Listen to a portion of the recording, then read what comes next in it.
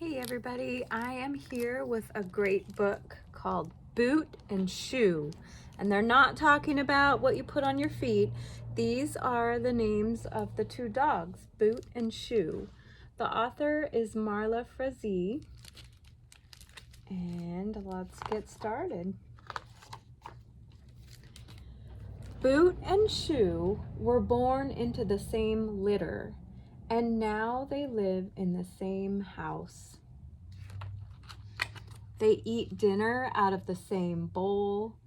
They pee on the same tree. At night, they sleep in the same bed. But Boot spends his days on the back porch because he's a back porch kind of a dog. So Boot's back porch. And Shoe spends his days on the front porch because he's a front porch kind of a dog. This is exactly perfect for both of them. Then one day, for no apparent reason, a squirrel started some trouble. Here's the squirrel, so tiny. It chattered at Boot. It chattered at Shoe. It threw stuff at Boot. It threw stuff at Shoe. And then it got all up in Boot's business. And it got all up in Shoe's business too. Whoa, something had to be done. So Boot and Shoe chased that squirrel all over the place. They chased it and chased it and chased it until it got bored and walked away. So this is all the places they chased it, all over the roof, all over the yard, all over the hose, all over everything. And then the squirrel was bored, so it just left. Boot collapsed. Shoe collapsed too. When Boot opened his eyes, he saw that he was on the front porch. Remember, he was a back porch kind of a dog. He looked around for Shoe. Shoe should be here, but he wasn't. Oh no. When Shoe opened his eyes, he saw that he was on the back porch. He looked around for Boot. Boot should be here, but he wasn't. Oh no. Boot searched the front porch for Shoe. He looked under things, over things, around things, and between things. No luck. Shoe searched the back porch for Boot. He looked under things, over things, around things, and between things. No luck for him either.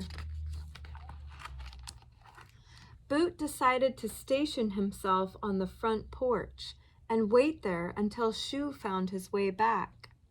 And Shoe decided to station himself on the back porch and wait there until Boot found his way back. So they're on each other's porches. When it was dinner time, Boot's stomach rumbled, but he didn't want to eat dinner without Shoe. Shoe's stomach rumbled too, but he didn't want to eat dinner without Boot. It was a long, hungry evening. At bedtime, Boot was shivering, but he didn't want to go to bed without Shoe. Shoe was shivering too, but he didn't want to go to bed without Boot.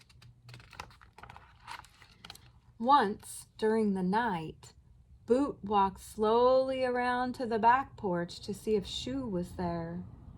And Shoe walked slowly around to the front porch to see if Boot was here. But no luck again. So they actually were walking around at the same time, and they just missed each other. So Boot ended up back on the front porch waiting for Shoe, and Shoe ended up on the back porch waiting for Boot. It was a long, sleepless night. The sun came up. On the front porch, there was still no sign of Shoe. Boot began to cry. On the back porch, there was still no sign of Boot. Shoe began to cry too. But even in the worst of times, a dog still needs to pee. Boot dragged himself over to the tree. Shoe dragged himself over to the tree too. And suddenly, lo and behold, there they were again, overjoyed to see each other, overtired too. So even though the day was just beginning, Boot and Shoe decided that the exact perfect thing for both of them to do was to go right to bed. So in their little doggy door they went, together, of course. And that is the end. So all this mess started because of a pesky squirrel. All right, I hope you thought that book was funny. I thought it was pretty funny. It's Friday today, you guys, so I won't be back until Monday. I hope you can get out there and enjoy this gorgeous weather that I'm seeing out the window. Have a great weekend. Bye, everybody.